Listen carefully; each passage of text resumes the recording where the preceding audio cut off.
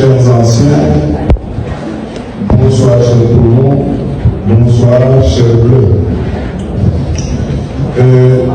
Monsieur le modérateur, je voudrais à l'entame de mon propos adresser mes remerciements à trois éminentes personnalités qui sont dans cette salle. Puisqu'on parle d'intégration, l'intégration sous-entend la solidarité. En 2000, septembre 2000, j'avais pris l'initiative d'organiser des journées médicales dans ma commune de Lofane pour aider les populations. En son temps, il y avait un volontaire arrêté, le cobaye, qui avait accepté de m'accompagner. Il s'agit du docteur Makela Sissi, je voudrais vous remercier. Par la suite, nous avons fait ça pendant 11 ans. Lors de la 6e année, mon ancien Fabien Sall, alors directeur de cabinet de la santé, m'a pris par la main, m'a dit on va faire de Lofane un district sanitaire. Et effectivement, Lofane est devenu un district sanitaire en 2005. Merci beaucoup. En 2016, comme vous le savez, je pense toujours aux plus démunis. J'ai organisé un forum intitulé Habitat social et rural dans un Sénégal émergent à la Chambre de commerce. À l'occasion de ce forum, réfléchir sur la problématique de l'habitat, j'avais choisi comme modérateur monsieur le modérateur ici présent, monsieur Sall. Merci d'avoir été le modérateur de cette année. Cela dit, nous parlons d'intégration. J'estime que l'intégration doit d'abord commencer à notre niveau. Quelqu'un disait tout à l'heure, en l'occurrence le professeur Kizerbo, que nous devrions créer une inter-amicale des arrêtés. Je suis d'avis que quand nous réfléchissons et que nous voulons trouver des sillons pour l'intégration africaine, il y a lieu d'abord que nous donnions l'exemple. J'estime donc qu'il est temps qu'on ait une inter-amicale des anciens enfants. M. Babacar l'a évoqué ce matin sur RFM.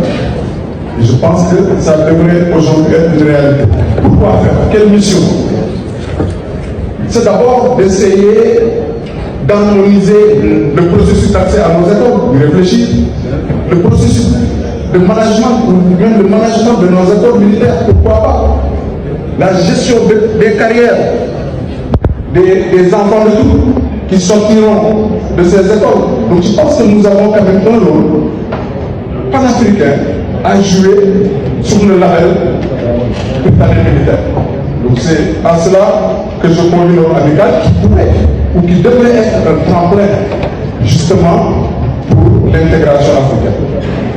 Maintenant, pour en venir à nos États, ça a été évoqué ici, le ministre d'État, chef Tidjangaga, en a longuement parlé. Ce qu'il faut souligner, c'est qu'il y a des aspects négatifs. C'est d'abord interne à nos États, les clivages politiques, les tensions politiques. Regardez chez nous, regardez autour de nous, ce qui se passe dans nos différents pays. Ça s'est réglé. La démocratie est chéritée. C'est ce qui fait qu'il y a beaucoup de problèmes. Parler de l'intégration africaine, c'est d'abord régler nos problèmes internes, de mon point de vue.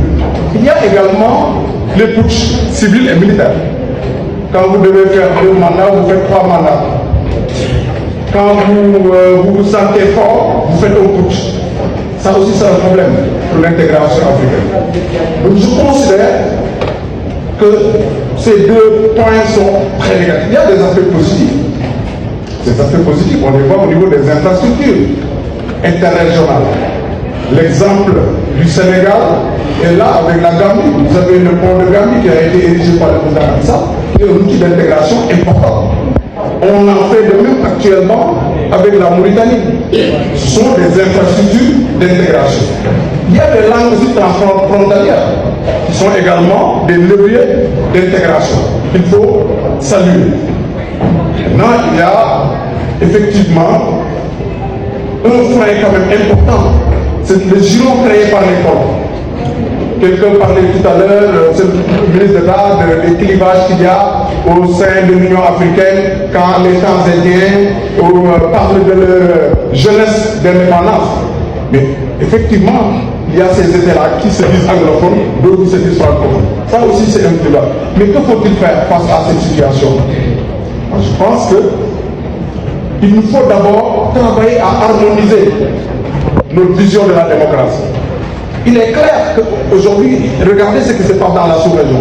Il y a 3 petits putschistes qui sont en train de créer une sous-CEDEAO. Donc, ils n'ont pas la même vision de la démocratie, la même vision de la gestion de l'État que nous autres, qui nous réclamons de la démocratie. Il faut oser dire les choses. Sinon, nous allons extrapoler en faisant encore rêver les Africains alors que la réalité est lointaine. En plus, sur le plan économique, moi, candidat, élu président de la République, s'il vous plaît,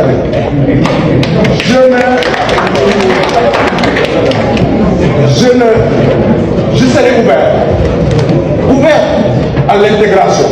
Mais vous savez, monsieur le ministre d'État, on a parlé tout à l'heure de leadership africain, mais certains sont déconnectés de la réalité. Moi, j'habite Nofane, je suis voisin au ministre du Baïkam. Mais nos problèmes, vous les connaissez. Le problème transversal à tous, c'est le problème de l'emploi. Le problème, pourquoi ne pas réfléchir à l'harmonisation d'une politique de citoyenneté? La citoyenneté, c'est un vrai problème qui est transcontinental. Pourquoi on n'y réfléchit pas ensemble? La pauvreté, la faim, le déficit d'industrialisation. Tout à l'heure, vous donniez l'exemple des États-Unis, monsieur le ministre d'État, en disant que voilà, il y a une solidarité qui est créée autour des États faibles pour permettre un équilibre de développement. Mais moi, c'est ce que j'ai proposé dans mon programme. J'ai dit qu'il faut un fonds de péréquation des ressources territoriales pour aider les régions les plus pauvres. Donc commençons d'abord par nos propres pays, avant de penser à d'autres pays. Ensuite, il y a l'aspect, enfin, je termine par là, il y a l'aspect économique. J'ai tiqué tout à l'heure quand mon jeune frère, le DG Mamoulou, a fait son classement où quand même les 4 premiers pays n'étaient pas intégrés. Ils ont leur propre monnaie, pourtant ils sont classés les 4 premiers. Alors c'est après que viennent, je pense, la Côte d'Ivoire et le Sénégal. Cela ne pose-t-il pas le problème de l'intégration, mais le problème de la monnaie, parce qu'on peut s'intégrer à travers notre monnaie. Je pense que ça aurait été intéressant quand même, monsieur le directeur général, que vous nous parliez de la monnaie. Parce que l'intégration n'est pas la monnaie. Alors, je convie donc les Africains à réfléchir sur ces problématiques, à harmoniser nos politiques de citoyenneté, d'agriculture, d'industrialisation, d'aménagement des territoires et d'économie. C'est à partir justement de ces laboratoires nationaux que nous pourrons demain converger vers une organisation qui pourrait porter le développement de l'Afrique. Je vous remercie. Merci. Samba, je m'excuse.